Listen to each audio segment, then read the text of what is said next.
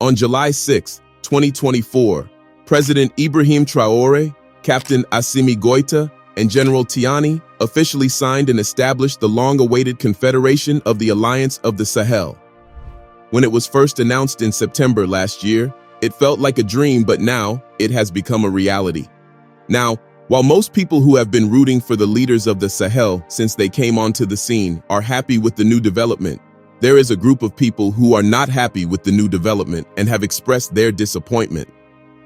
This group is none other than the regional bloc, Ecowas. As you well know, Mali, Niger, and Burkina Faso were members of the West African regional bloc until January this year, when they decided to leave the bloc. This was after Ecowas threatened to invade Niger by force after its coup, suspend the three countries from the bloc, and imposed stringent sanctions on them. According to the leaders of the three countries, they decided to leave the bloc because Ecowas posed a threat to them, did not help them in the fight against insecurity, and was under the influence of foreign countries, particularly France.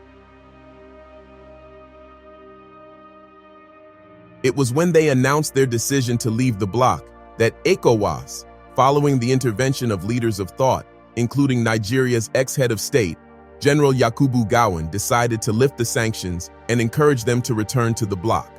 However, they refused, and since then, the leaders of the regional bloc have been trying various ways to persuade Mali, Niger, and Burkina Faso to change their decision.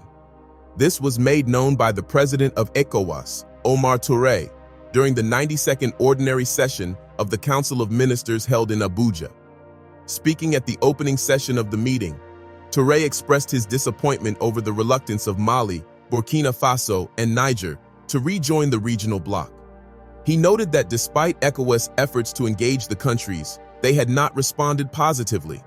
He said, "Despite our entreaties, in the form of softening of sanctions, invitation of the governments to technical meetings, and request for meetings, we have not yet got the right signals from these member states."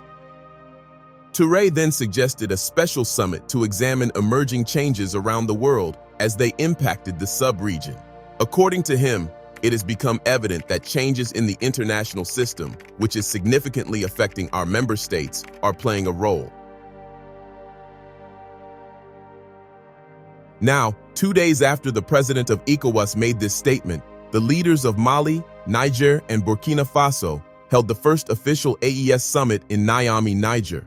This was a day before a meeting of ECOWAS member states to discuss the way forward regarding their withdrawal. Obviously, it was a silent message to the regional bloc that Mali, Niger, and Burkina Faso are no longer a part of the bloc. General Tiani even went ahead to say during the AES summit that the people of the AES have irrevocably turned away from ECOWAS. However, it seems the regional bloc has refused to heed the decision of the three countries because during their meeting, which was held the next day, July 7th, the main topic of discussion was how to bring Mali, Niger, and Burkina Faso back to the bloc. President Tinubu, who coincidentally was re-elected for another one-year term as chairman of the Ecowas Authority of Heads of States and Government, has made it his mission to bring the three countries back to the bloc. In his acceptance speech, the president said, "I have accepted to continue the service to the great members and the great minds that are committed to democratic values and our journey in the region. I will continue to serve our interests and build on democratic values and the structure that we inherited. Thank you very much."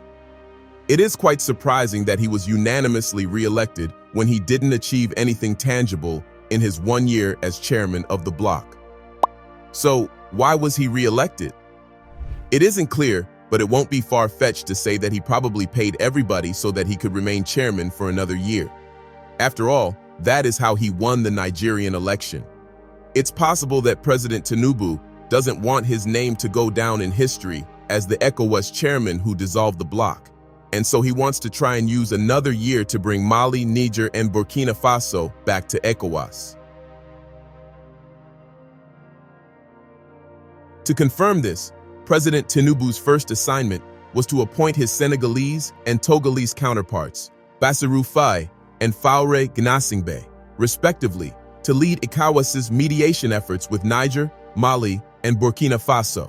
He said, I have appointed the President of Senegal, Bassirou Faye, to please become our special envoy to Burkina Faso, Mali, and Niger Republic, along with the President of Togo, Faure Gnassingbé, to do around-the-clock work with our brothers in Mali, Burkina Faso, and Niger Republic, and to coordinate with me and the Ecowas Commission where necessary.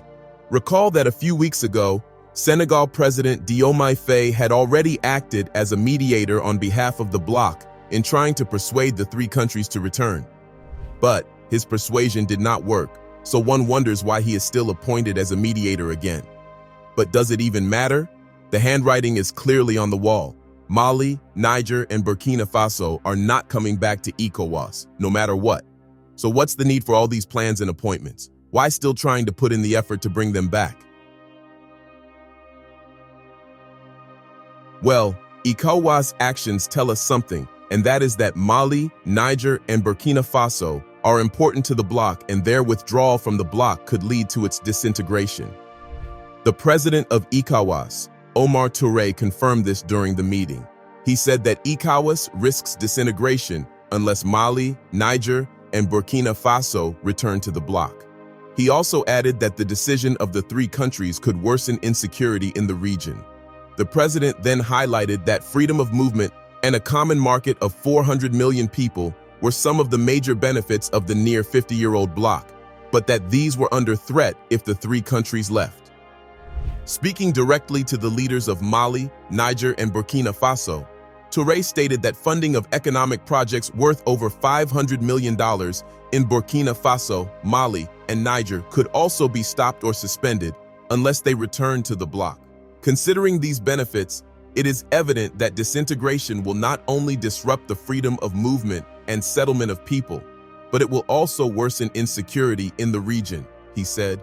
The three countries' withdrawal will be a major blow to security cooperation, particularly in terms of intelligence sharing and participation in the fight against terrorism, he added.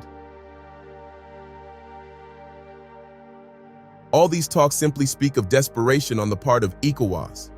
If you think about it, saying that economic projects worth $500 million will be stopped unless they return is a kind of threat. But what the president of Ecowas forgets is that money doesn't move these military juntas. Or did they forget what happened immediately after the coup occurred in these countries? After the coup, all financial aid from the West, usually enjoyed by the government and even accounted for a major part of their financial yearly budget, was suspended. The military juntas were given an ultimatum that if they wanted to resume receiving aid, they had to return to civilian rule. But did that change their decision? Of course not. And guess what? They survived and will continue to survive. So, they do not need the money. Now, speaking of free movement and settlement of people, which is about the only thing Ecowas has managed to achieve in its 50-plus years of existence, the members of AES are also promoting free movement within the member countries. It might become difficult for citizens of AES to move freely within Ecowas member countries, but it is not the end of the world. The citizens will still survive. Besides, it's only a matter of time before the AES members will sign an agreement with the individual members of Ecowas regarding trade and movement of people. So, from what we can see, the only one at a loss is Ecowas, which risks disintegrating, which will most likely happen because Mali, Niger, and Burkina Faso have left the bloc for good. According to Adam Agay, a former Ecowas director of communications, the AES Confederation is a very big blow to the bloc, as the three are all founding members of Ecowas, which was established in 1975.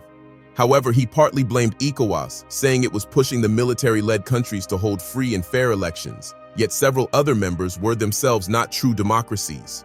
He said, Ecowas should make an effort to avoid becoming an institutional laughingstock, because how can you implement this when most of the other countries claiming to uphold that demand for democracy are not themselves true democracies?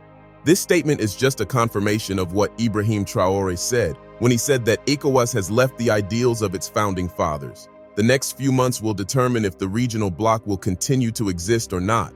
What are your thoughts? Let us know in the comments section below. Don't forget to like, subscribe, and share this video.